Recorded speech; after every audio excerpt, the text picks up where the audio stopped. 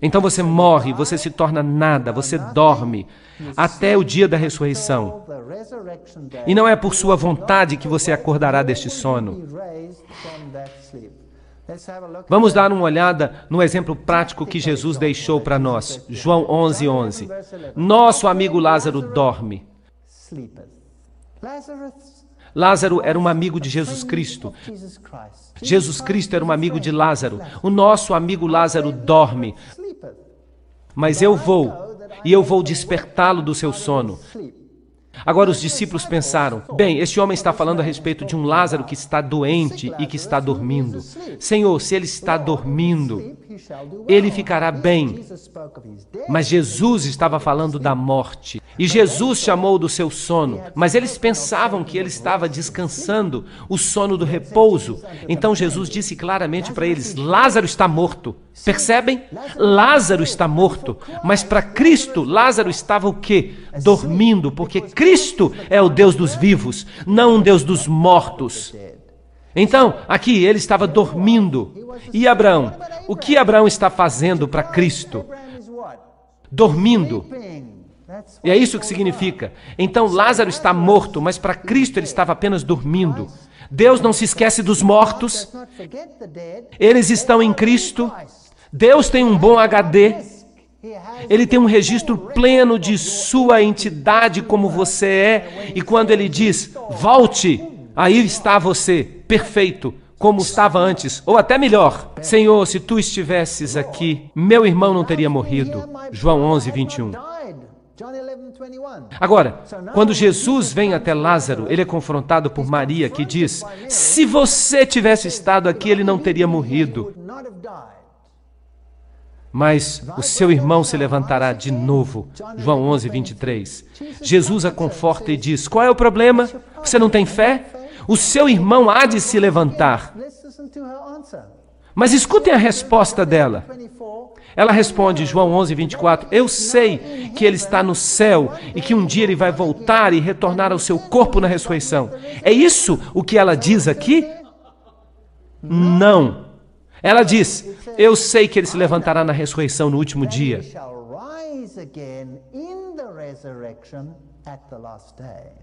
Então, qual é o ensinamento bíblico sobre a morte? O ensinamento bíblico sobre a morte é que você morre. E é um estado de sono, uma inconsciência total, mas Cristo há de levantá-lo no último dia. E para demonstrar que ele tinha poder sobre a morte, ele ressuscitou a Lázaro dos mortos. Mas, Senhor, a essa altura, ele já cheira mal, pois ele está ali há 4 dias. João 11:39. Mas Jesus disse a ele, Lázaro, vem para fora.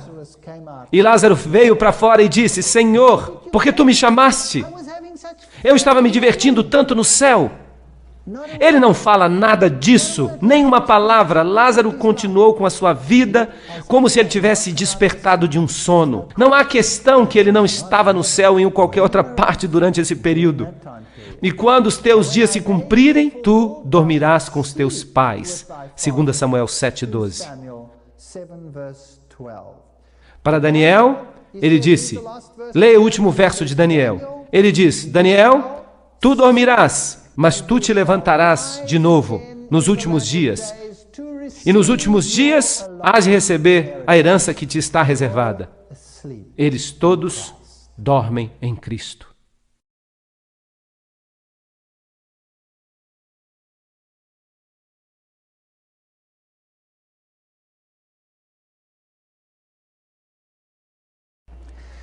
Há uma existência consciente do homem após a morte? Nós precisamos responder a esta pergunta. É uma pergunta importante. Bem, Salmo 146:4 diz, este fôlego, este ruar, este princípio doador de vida, o Espírito de Deus retorna a Deus, ele retorna a esta terra, e nesse mesmo dia os seus pensamentos perecem. Então, quando você morre, não há mais pensamento. Não há mais pensamento cognitivo. Pois os vivos sabem que vão morrer, mas os mortos não sabem nada. Também o seu amor e o seu ódio e a sua inveja, tudo isso perece. Eclesiastes 9:5-6. Então, quando nos dizem, há uma casa mal assombrada ali, é uma casa mal assombrada porque o cara que vivia ali teve um caso com fulano de tal, e eles o mataram. E agora esse casal fica assombrando aquela casa e ficam brigando e discutindo por causa da inveja que tem do seu relacionamento, do relacionamento que eles tinham antes de morrer. Essa explicação é bíblica ou não? Ela está totalmente fora da Bíblia, totalmente fora da Bíblia. Pois os vivos sabem que eles vão morrer, mas os mortos não sabem nada. Tanto o seu amor quanto o seu ódio, a sua inveja, tudo isso perece. Então, quando o príncipe Charles da Inglaterra consulta uma pessoa que já morreu, com quem ele está falando de fato?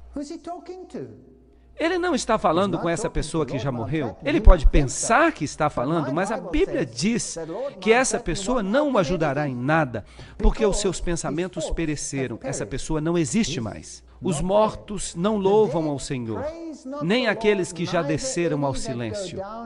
Salmo 115, 17.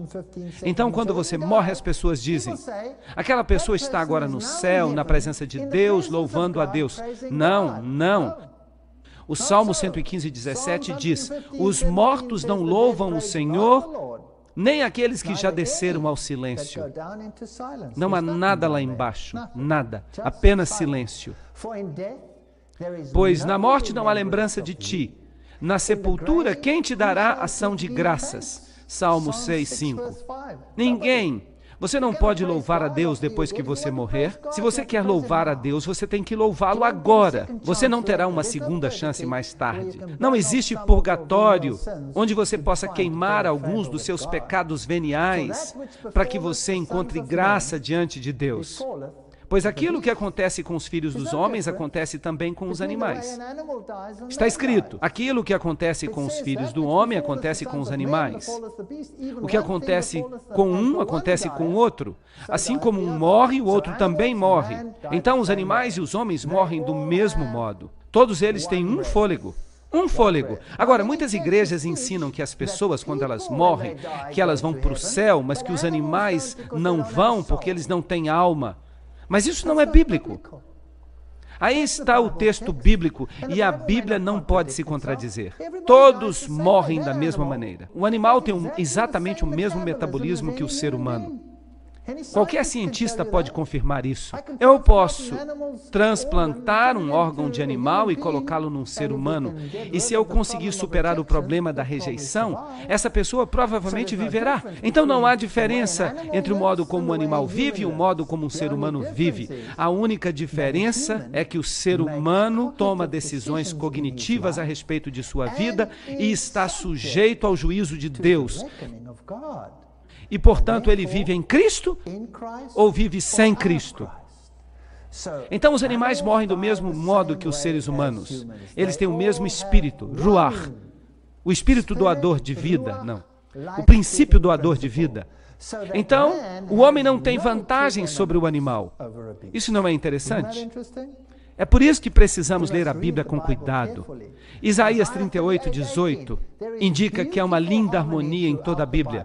Pois a sepultura não pode louvar a ti, a morte não pode celebrar a ti. Aqueles que descem à cova não têm esperança em relação à tua verdade. A decisão tem que ser tomada agora, não mais tarde. O que quer que te venha à mão para fazer, faze-o com toda a tua força, pois não há trabalho, não há obra, nem conhecimento, nem sabedoria na sepultura para onde vais.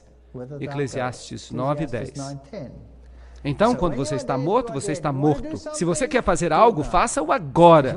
Se você precisa perdoar alguém com quem você tem um problema, faça-o agora. Você não pode fazer isso mais tarde. Você não pode voltar como um fantasma e resolver os seus problemas. Não se pode falar de casas mal assombradas e coisas parecidas. Isso é demonologia, isso é espiritismo. Imagine quanta confusão poderia ser evitada se as pessoas aceitassem a doutrina bíblica da morte. Que alívio maravilhoso! Eu fiquei tão aliviado quando eu ouvi que a minha mãe estava adormecida. Eu tenho confiança que um dia ela acordará em Cristo. Eu tenho confiança nisso, que a minha mãe, que não sabia toda a verdade, mas eu sei que Deus a julgará de acordo com o que ela, a minha mãe, sabia.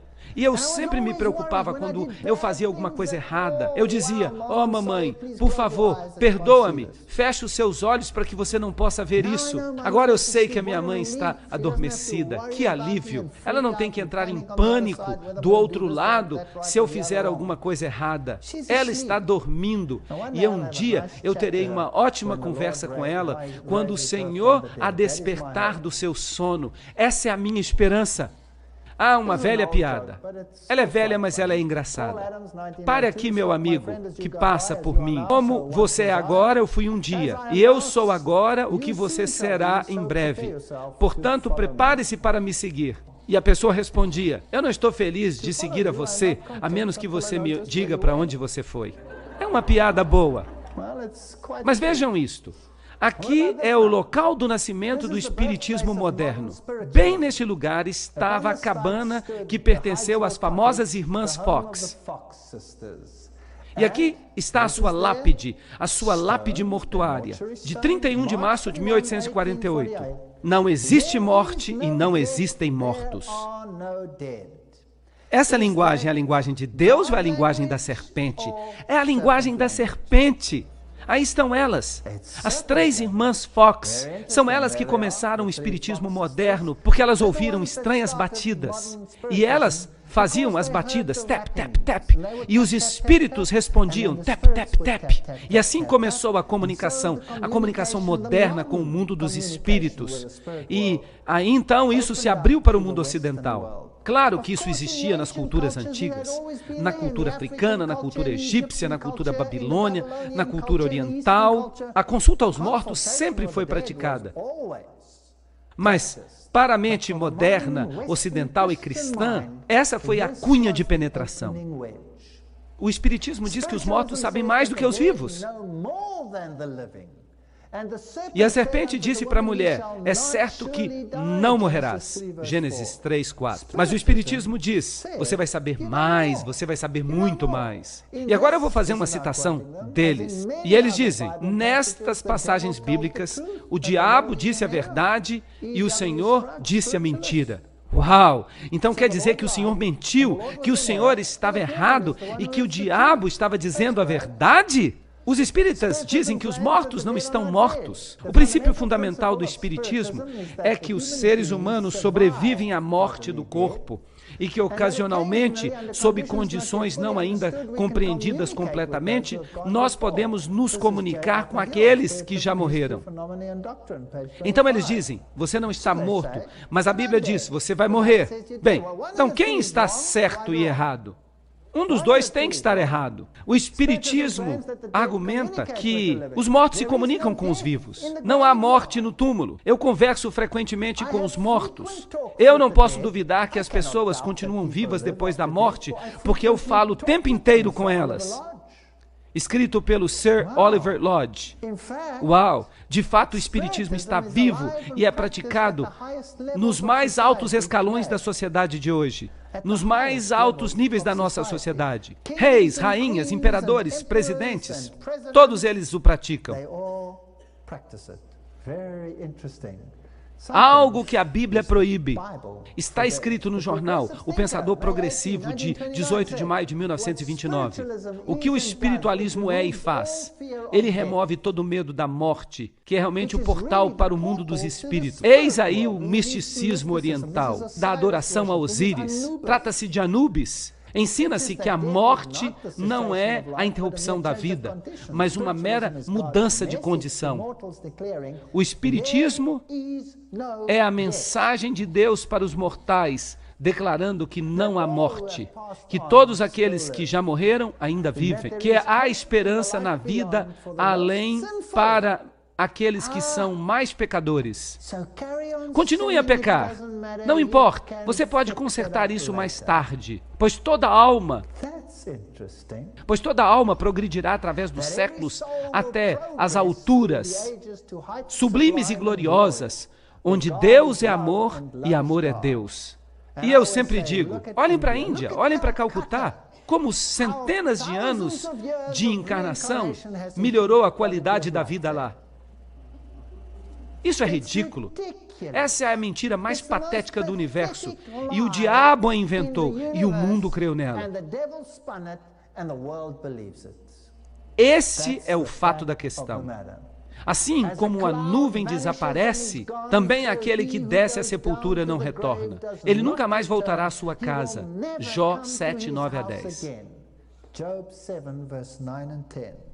Você não pode conversar com os mortos, porque os mortos não sabem de nada. E se você conversar com um morto, você está de fato conversando com o diabo, que diz, eu sou. Eu tenho fitas que mostram isso. O meu sogro estava profundamente envolvido com o espiritismo. Ele gostava da nova era. Ele acreditava em todas essas coisas. E eu posso contar a vocês histórias que vocês não crerão. Não percam a minha palestra de amanhã. Eu vou falar sobre o movimento da nova era. Seus filhos vêm para honrá-lo e ele não sabe de nada. Eles são humilhados, mas ele não percebe isso. Jó 14, 21. Então o que se prega na sepultura? Que eles estão olhando para você, não fique triste. Mas que conforto para mim, que a minha mãe nunca me viu. Ela não viu os meus erros, os meus equívocos. Ela está dormindo. E Jó 16, 22 diz, em poucos anos mais, eu irei para o lugar de onde jamais retornarei. E compete ao homem morrer uma vez, mas depois disso, o juízo. Hebreus 9, 26. Aí está, a reencarnação foi embora. Adeus. Ou você acredita na Bíblia ou você acredita na mentira. Um dos dois. Não existe reencarnação. Não existe ciclo, não existe segunda chance, é agora ou nunca. Compete que o homem morra um dia, e então haverá a ressurreição e o juízo, quer nós gostemos disso ou não. Quando disserem a vocês, procurem um médium ou alguém que consulte os espíritos e murmure encantamentos, pois todos recorrem a seus deuses e aos mortos em favor dos vivos. O que vocês estão fazendo consultando os mortos? Falem com Deus. Não consultem os mortos, não consultem as estrelas e os médiuns, não consultem os bruxos e os necromantes. A lei é o testemunho, se eles não falarem dessa forma, é porque não há luz neles, Isaías 8:20. Se eles não falarem de acordo com a Bíblia, esqueçam, eles estão mentindo. Assim, o espiritismo e a morte estão unidos. Mas Deus e a vida estão unidos. Não considerem aqueles que têm espíritos familiares, não busquem os bruxos, não se contaminem com eles, pois eu sou o Senhor seu Deus. Levítico 19:31. Talvez os filmes de Harry Potter possam agradar a alguns, mas eles plantam as sementes nas mentes, e essas sementes amadurecerão e produzirão frutos de injustiça, entidades espirituais que saem das pessoas, uivando pelas casas, bons espíritos, maus espíritos, bons bruxos, maus bruxos. Que monte de porcaria isso é! E os nossos filhos estão fazendo essas coisas. E fazendo onde? Até na igreja. Vocês acreditam nisso? Não coloquem a sua confiança nos príncipes, nem nos filhos dos homens, nem naqueles que não podem ajudar. O seu fôlego se vai, o seu ruach, a sua vida, volta para o pó, e naquele mesmo dia os seus pensamentos perecem. Salmo 146, 3 e 4. Assim era com os antigos egípcios que acreditavam na doutrina pagã da imortalidade da alma. E eles ensinavam isso com fervor em Alexandria. Agora, vocês sabem o que é mais interessante? Que os judeus eram como as pessoas de hoje em dia. Eles pensavam que eles obteriam uma educação melhor nas universidades do mundo. Então eles foram estudar a teologia das nações. E muitos deles receberam a sua educação em Alexandria. Os saduceus acreditavam que quando você morresse, você ia direto para o céu. e que você se sentava no seio de Abraão. Era muito confortável isso? E que se você tivesse que fazer uma oração, você orava a Abraão, que estava morto, para se comunicar com Deus. Essa é a adoração dos ancestrais. Você ora através de Abraão a Deus. Você usa um intermediário.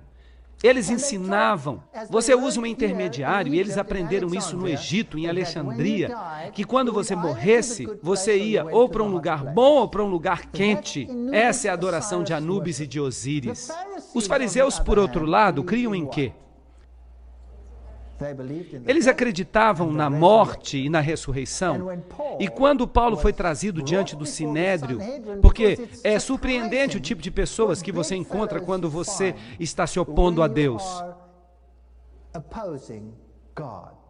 No que diz respeito à sua oposição a Cristo, os fariseus e os saduceus estavam em perfeita harmonia uns com os outros. Eram amiguinhos, companheiros. E quando confrontaram Paulo, Paulo ficou encrencado, pois ele era um deles e dizia: eu sou fariseu, eu acredito na ressurreição. Lembram-se? E o que aconteceu lá? Eles começaram a brigar tanto entre si mesmos que eles nem mais sabiam o que eles fariam com Paulo. Isso é interessante. Então, os antigos egípcios acreditavam nessas coisas. A adoração dos ancestrais, na maioria dos casos, é simplesmente o espiritismo do Oriente que serve como expoente da imortalidade. Esse é o resumo de tudo. E ele fará grandes maravilhas e enganará aqueles que habitam na terra pelos milagres que ele tem poder de fazer. Apocalipse 13, 13 a 14. O Espiritismo vai desempenhar um papel importante nos enganos dos últimos dias. Eu vou mostrar a vocês slides que vão deixar vocês boquiabertos. Eu tenho uma palestra que vai vir que se chama Sinais e Maravilhas. Não percam! Pois eles são espíritos e demônios que operam milagres, Apocalipse 16, 14. Quando Maria aparece ao mundo católico romano, ou ao mundo islâmico, como ela frequentemente faz, entre aspas, quem é que está aparecendo? Maria está dormindo, esperando a ressurreição. Então quem é que aparece? É um demônio que se finge de Maria. E não se admirem, pois o próprio Satanás se transforma em anjo de luz, segundo aos Coríntios 11, 14. O diabo assume a forma de Cristo. Ele aparece como Mitra. E ele diz: eu sou seu irmão, e em muitos ciclos eu fiz isso, e fiz aquilo outro. Mas isso é um absurdo. Se ele é tão perfeito porque ele teve tantos ciclos, então todos deveriam ser grandes de acordo com essa doutrina. Porque todos nós teríamos tido a mesma quantidade de ciclos, certo?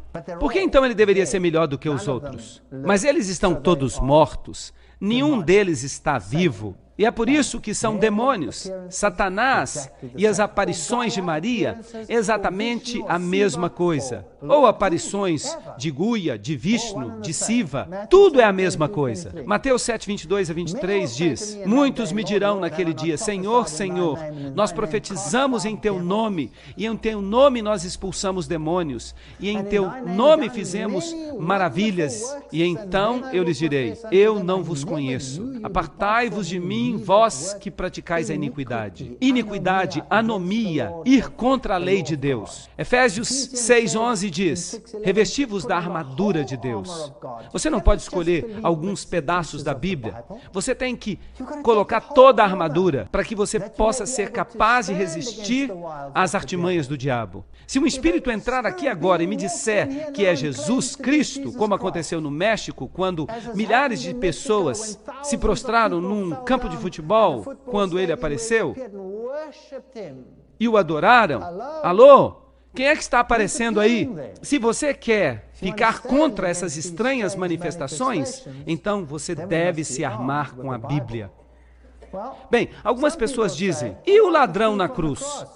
Jesus disse para ele: você vai estar comigo no paraíso. Vamos examinar isso com cuidado. E ele disse a Jesus: Senhor, lembra-te de mim quando tu vieres em teu reino. Lucas 23, 42. Aquele dia era a sexta-feira. E Jesus respondeu: em verdade eu te digo, hoje estarás comigo no paraíso. Lucas 23, 43. Então, você vê o ladrão com Cristo no céu no dia em que ele morreu?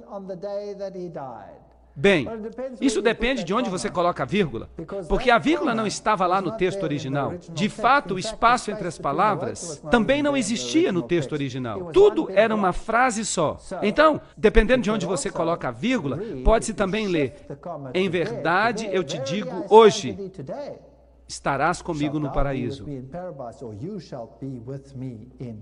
Então agora nós temos que fazer a pergunta: Jesus, o ladrão, esteve com você no paraíso neste mesmo dia, na sexta-feira? Ele esteve no paraíso com você nesse dia, sim ou não? Bem, em primeiro lugar, ele não pode ter estado lá, porque ele não estava morto ainda. Porque a Bíblia diz que quando o sábado estava terminando, disseram aos romanos: vocês precisam dar uma olhada nesses caras, eles ainda estão vivos. Então eles foram e fizeram o que com seus ossos? Eles quebraram os ossos. Mas quando eles vieram a Cristo, ele já estava morto. Então eles quebraram os ossos daqueles ladrões para que eles não pudessem descer da cruz no sábado, porque seria um sacrilégio persegui-los no sábado. Isso seria quebrar o sábado. Então, em primeiro lugar, aquele ladrão não tinha morrido ainda no sábado. Ele viveu além daquele dia.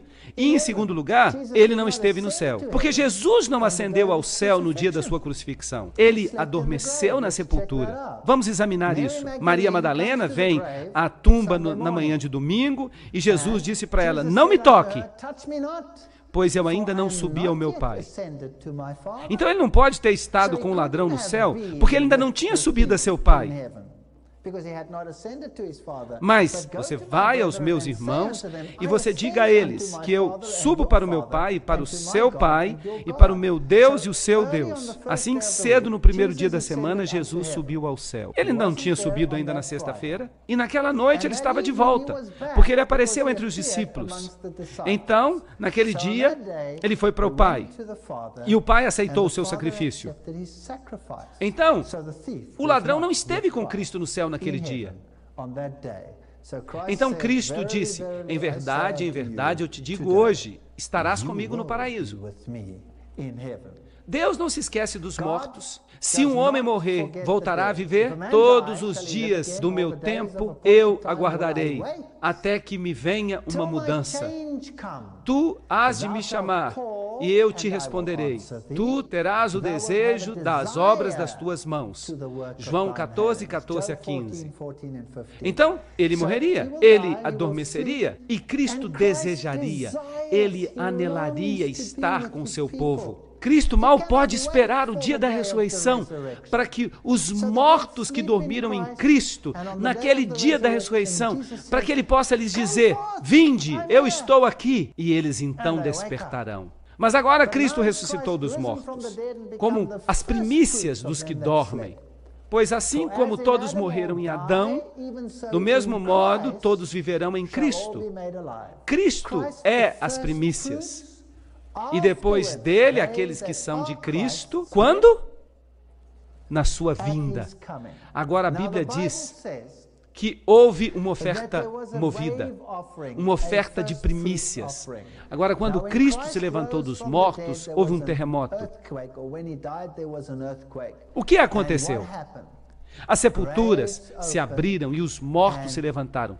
Alguns mortos escolhidos se levantaram. E aqueles mortos são as primícias da ressurreição. E estão com Cristo no céu. Então alguns já estão no céu. Também há outros que já estão no céu. Enoque nunca morreu. Ele foi para o céu, ele foi trasladado. Elias não morreu. Ele foi trasladado, ele foi para o céu. Moisés morreu, mas ele foi ressuscitado. Porque o livro de Judas diz que houve uma disputa por ele. E Elias, Moisés, Enoque e inúmeros outros que servem como sacerdotes na presença de Cristo. Porque havia 24 anciãos juntos, 24 com Cristo no santuário celestial. Então, há anciãos que estão servindo nas cortes celestiais.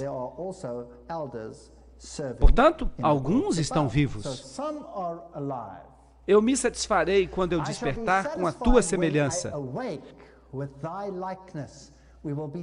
Nós seremos transformados à semelhança de Cristo. Está escrito em Salmo 17:15. Na minha carne eu verei a Deus. Eu verei por mim mesmo. Os meus olhos o contemplarão e não outros olhos. Então não se trata de um fantasma. Eu verei como eu sou. E esse é um pensamento maravilhoso. De acordo com a própria palavra do Senhor, isso está nas Escrituras. Nós lhe dizemos que aqueles que estão vivos e que foram deixados até a vinda do Senhor, então quando o Senhor voltar, haverá os vivos que estão em Cristo e haverá os mortos que adormeceram em Cristo.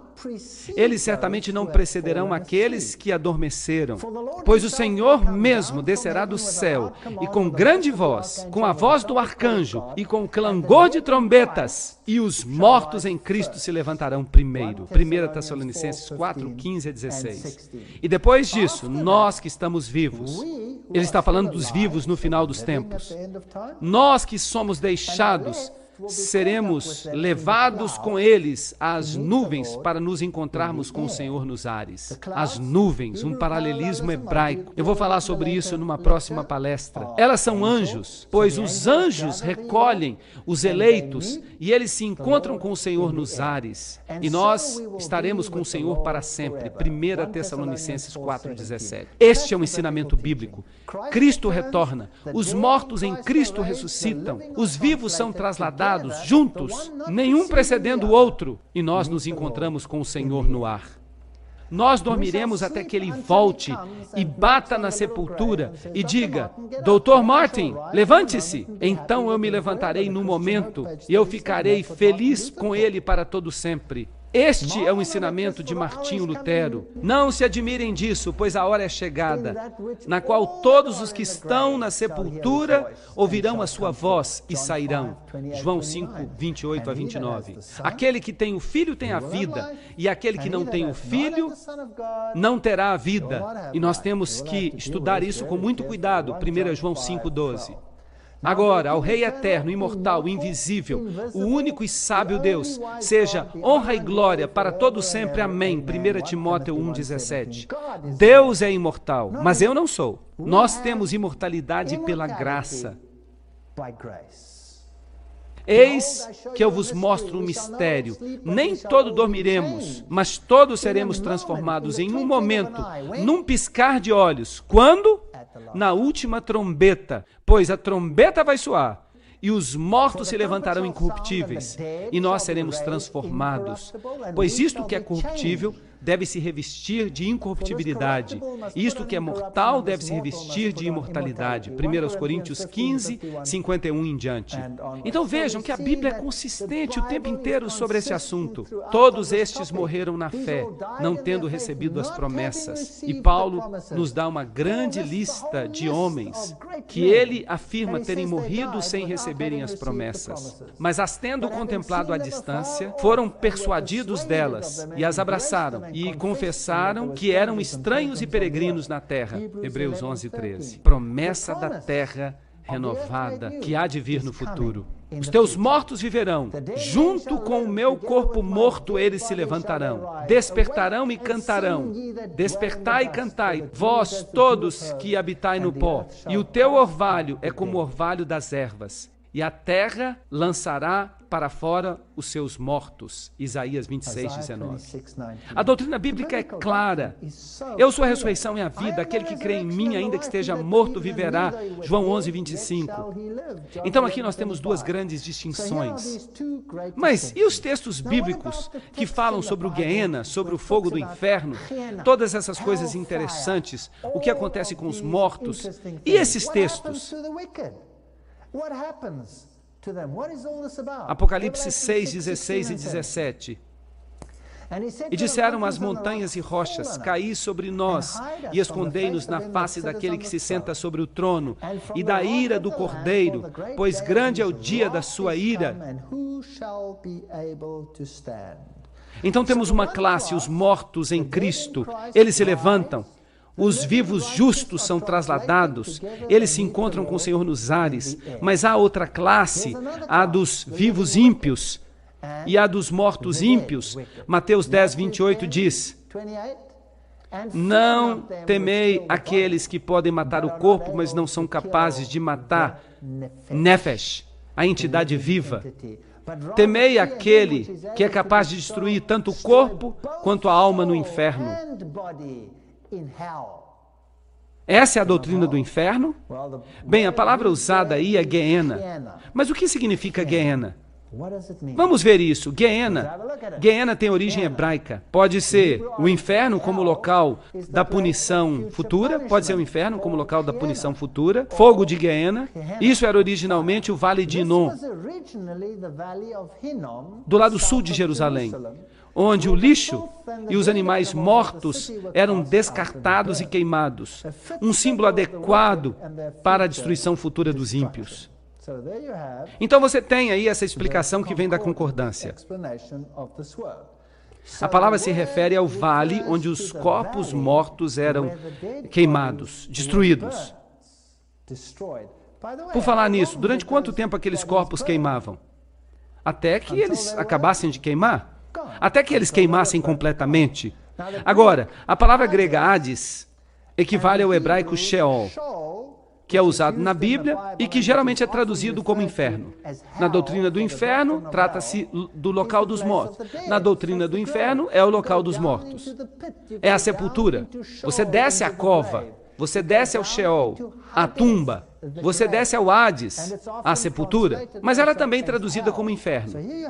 Então aqui você tem duas possibilidades para a doutrina do inferno. Uma é Gehenna, o fogo que queima, que é o símbolo desse vale de Hinnom, e a outra palavra é Hades, ou Sheol. E então ele há de dizer para aqueles que estão à sua esquerda: apartai-vos de mim, amaldiçoados, para o fogo eterno preparado para o diabo e seus anjos. Mateus 25, 41. Agora, que fogo eterno é este? Trata-se de símbolos usados para explicar a doutrina do inferno. Agora, vejam o que Samuel Hopkins escreveu. A doutrina católica é o seguinte: a fumaça de seu tormento subirá para sempre à vista dos benditos, diante dos seus olhos. Essa demonstração do caráter divino e da sua glória será a favor dos redimidos. Então a doutrina católica diz que se aqueles que estão queimando lá embaixo, o contraste entre os redimidos e aqueles queimando é muito grande e é a favor dos redimidos, uma espécie de entretenimento. Isso é interessante e que dá prazer àqueles que amam a Deus. Isso é grande. Então se eu tenho minha filha ou meu filho e eles estão lá embaixo, será que isso me daria o maior prazer do mundo enquanto eu estou sentado no céu e os vejo sendo queimados? Isso é nojento. E Samuel Hopkins diz que se o fogo se apagasse, se o tormento acabasse, isso acabaria com a felicidade e glória dos benditos. Essa é uma ideia doente. Essa é uma ideia doentia de bênção e felicidade. É uma ideia muito doentia. Então essa ideia de as pessoas queimando para sempre, esse é um conceito católico romano. Ezequiel 13:11 diz: assim como eu vivo, diz o Senhor, eu não tenho prazer na morte dos ímpios. Deus não tem prazer na morte. Se o ímpio se voltar do seu caminho, viverá. Arrependei-vos, apartai-vos dos vossos caminhos ímpios, pois por que havíeis de morrer, ó casa de Israel? Ezequiel 33:11. Ele diz: eu não tenho prazer na morte. Ezequiel 18:32. E esta é uma espada que atravessa o coração da doutrina católica. No livro Religião Católica, Martin, página 290, diz: o Concílio de Trento decidiu, no purgatório as almas podem apagar o débito apenas pelo sofrimento. Então aqui se ensina sobre um entreposto em direção ao céu. Você tem o inferno, onde há tormento eterno, mas se você não era tão mal, você poderia queimar um pouco dos seus pecados. Mas eu lhes digo que ou Deus perdoa você ou Ele não perdoa. Que o ímpio abandone o seu caminho e que o injusto abandone os seus pensamentos, que eles voltem ao Senhor e Ele lhe dará misericórdia. E ao nosso Deus, pois Ele perdoará apenas em parte. Isaías 55:7. É isso que o texto diz? Não, que ele perdoará abundantemente. Assim como o Oriente está distante do Ocidente, ele removerá os seus pecados. Não há um entreposto onde você precisa acender uma tocha para queimar um pouco dos seus pecados para que o resto seja aperfeiçoado. A doutrina do purgatório não é bíblica. Mas e a história do homem rico e Lázaro? Bem, eu já expliquei isso. Jesus estava falando com os fariseus e com os saduceus, e os saduceus ensinavam que quando você morria, você ia direto para o céu ou direto para o inferno. Essa era uma doutrina alexandrina. Foi ali que eles receberam o seu treinamento. Foi ali que eles aprenderam que eles iam para o seio de Abraão. E agora Jesus pega essa história e ele a vira de cabeça para baixo. Eles ensinavam que se você fosse muito bonzinho, que se você fosse maravilhoso nessa terra, e se você era um dos eleitos, você ia direto para o seio de Abraão. Bem, Jesus pega essa doutrina, ele pega tudo o que ela representa e ele vira de cabeça para baixo. O homem rico vai para o lugar mau. Ele representa Israel, que tinha todo o conhecimento. E o pobre, que não tinha nada a não ser sofrimento, o pecador, que ficava esperando as migalhas, os pedacinhos de doutrina que caíam da mesa de Israel. Ele não recebeu nada, ele foi para o seio de Abraão. Eram os que estavam lá embaixo que diziam: Pai Abraão, Pai Abraão, por favor, eu posso enviar um mensageiro para advertir aos meus irmãos? Agora, o que está de errado com essa história? As pessoas consideram essa história literal. Em primeiro lugar, todos os redimidos estão no seio de Abraão. Isso não é bíblico. Em segundo lugar, ele está orando, pedindo: Pai Abraão, faça alguma coisa. Isso é veneração dos mortos. Assim, todas essas doutrinas estão em contraste nítido com o coração dos ensinamentos dos saduceus. Essa é a história que vira a doutrina dos saduceus de cabeça para baixo e mostra que a sua doutrina é preconceituosa. Mas os ímpios estão reservados para que dia? O que a Bíblia fala? O dia da destruição. Eles estão reservados para o dia da ira. Jó 21:30. Na Bíblia você precisa colocar os textos juntos e deixar os textos mais simples explicar aqueles que são mais complexos. E isso há de acontecer na punição eterna. Mas os justos receberão vida eterna. Agora a pergunta é: a punição vai continuar para todo sempre? Ou será que é a consequência da punição que é eterna? Esta é uma pergunta que nós precisamos responder.